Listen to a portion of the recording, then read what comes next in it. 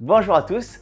Avant toute chose, laissez-moi vous souhaiter une excellente année 2023. Je sais que c'est la deuxième vidéo de l'année, mais évidemment la précédente avait été tournée en 2022, donc vraiment je vous présente tous mes vœux. C'est le numéro 2 de l'hebdo, comme c'est un hebdo évidemment de jeux qui sont sortis entre Noël et Jour de l'An, il y a extrêmement peu de jeux. Du coup je vais en profiter pour passer un peu de temps, puisque j'ai un peu de votre cerveau disponible, pour vous parler de plein d'autres choses. Pour ceux qui ne s'intéressent pas à ce que j'ai à blablater, n'hésitez pas à sauter aux présentations des nouveautés. Sur le menu, vous allez trouver ça extrêmement rapidement. La nouvelle année, c'est souvent l'occasion de faire un point sur ce qu'on fait, ce qu'on a fait et ce qu'on veut faire. Ce dont je vous parlais, c'est un peu de ça, et la réflexion est venue aussi de la fin d'un des médias dominants du monde du jeu de société, c'est-à-dire Trick Track. Pour ceux qui ne connaissaient pas, et ils sont sûrement assez rares, c'était un site web qui était la référence absolue en termes de jeux de société en France dans les années 2000 et 2010, essentiellement parce que c'était un forum dans lequel tout le monde venait contribuer, que ce soit voilà, les joueurs, les auteurs, les éditeurs, les illustrateurs, absolument tout le monde venait.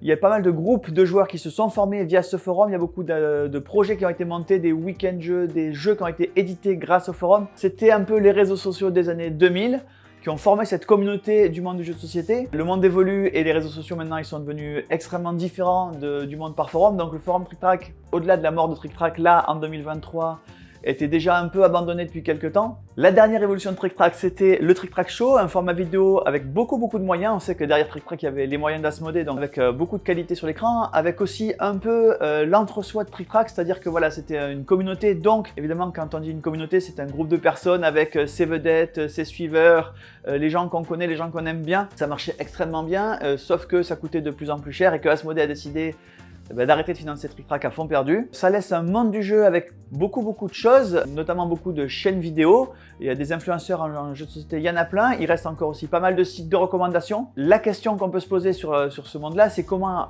il fonctionne et comment il peut encore continuer à exister, parce que d'abord il y a une énorme culture du gratuit, il y a beaucoup d'influenceurs qui font ça simplement pour le plaisir et c'est absolument formidable, hein.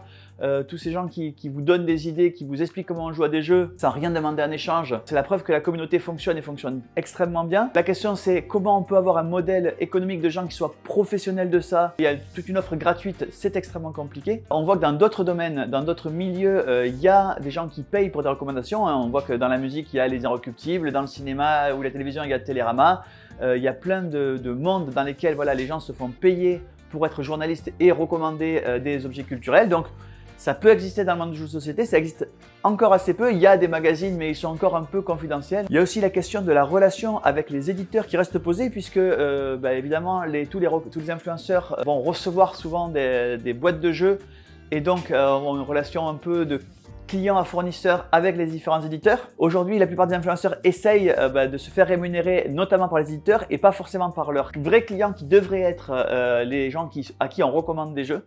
Ce qui fait qu'il y a une espèce de relation ambivalente. Mais voilà, il y a sûrement des nouveaux modèles qui vont émerger. Nous, dans tout ça, évidemment, on fait aussi des vidéos, on fait partie des gens qui fournissent du contenu à la communauté. Nous, les vidéos qu'on fait, elles sont pas complètement professionnelles dans le sens où mon métier, ça n'est pas de vous faire des vidéos et de vous faire des recommandations. Au contraire, on essaye d'avoir ici un ton le plus neutre possible. D'abord, j'ai envie de me fâcher avec personne parmi les éditeurs, donc évidemment, quand on recommande quelque chose, on va se fâcher avec les autres. Au-delà du fait que je veux pas me fâcher, c'est aussi une posture qu'on cherche à avoir de neutralité pour pas qu'on soit accusé d'être copain avec un tel ou fâché avec un tel et que notre recommandation s'en ressente. Nous, notre métier, c'est de vendre des jeux.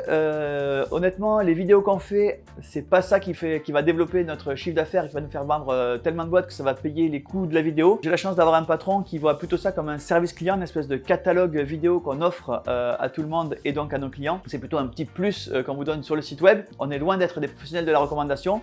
Il y en a d'autres, il y en a plein dans le monde ludique, n'hésitez pas à aller les voir. Voilà, c'était mes quelques mots sur l'évolution de la situation du monde des médias du jeu de société en 2023. Nous, on va continuer à essayer de faire ce qu'on fait, c'est-à-dire toutes les semaines vous présenter les nouveautés sur le ton le plus neutre possible. Parfois, il arrive qu'on s'engage en disant qu'un jeu est un coup de cœur, mais c'est pas le fond de notre discours.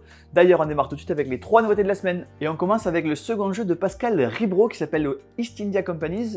Pascal Ribro, c'est l'auteur de Virtue, qui se passe au Moyen-Âge. Ici, ça se passe au moment de la conquête des Indes, ou plutôt du début du commerce avec les Indes. C'est un jeu évidemment expert. D'ailleurs, il a été, quand il était prototype, élu meilleur jeu expert de Paris Ludique. À Paris Ludique, il y a un concours de prototypes. Il y a 2 prix, expert et famille. Celui-ci a remporté le prix expert. C'est un jeu dans lequel vous allez donc commercer c'est ramener des épices des Indes.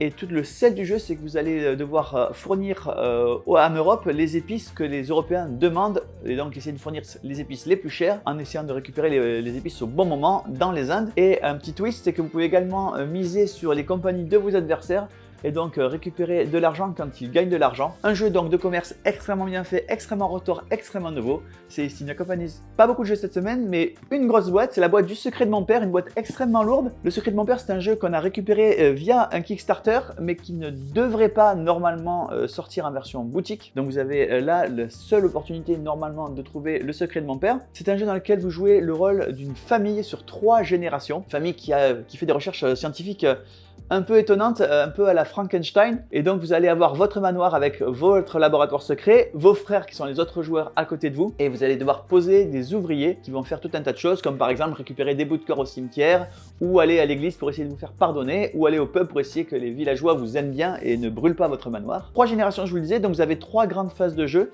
Chacune se coupe en 3 plus petites phases. Et à la fin de la grande phase de jeu, votre personnage va mourir et va transmettre à ses héritiers une partie de son patrimoine, mais pas tout. Donc à vous vraiment de doser ce que vous allez pouvoir transmettre. Jeu avec une application traduite en français. Ça y est, elle a mis un peu de temps, mais elle est arrivée. Qui va vous guider tout au long de la partie, qui va changer d'une partie à l'autre les conditions de départ, les conditions de victoire. Une histoire qui va vous être racontée, une histoire différente à chaque partie. Un jeu extrêmement riche avec beaucoup de contenu et du contenu narratif. C'est Le Secret de mon père. Et voici 6 stacks. 6 stacks, c'est le 3e opus d'une collection de stacks avec Dogpile et 4 stacks. On est toujours sur le principe du casse-tête. On va devoir empiler, cette fois-ci ce sont des animaux marins. Donc Dogpile c'était des chiens, dans 4 stacks c'était des chats. Évidemment il y a un niveau de difficulté qui est progressif avec le jeu, il y a 44 niveaux différents. Et évidemment on va faire un PK Game Pack avec Dogpile, 4 stacks et 6 stacks. Et bien voilà, le numéro 2 de la saison 3 de l'Hebdo de Garage Package est terminé. Encore une occasion pour moi de vous souhaiter une excellente année 2023. Je souhaite vraiment tout le meilleur, plein de jeux, plein de bons moments entre amis, en solo, à deux, en famille, entre experts et avec tout le monde. Je vous souhaite vraiment que le meilleur de l'année 2022 soit le pire de votre année 2023. Et moi je vous dis rendez-vous la semaine prochaine.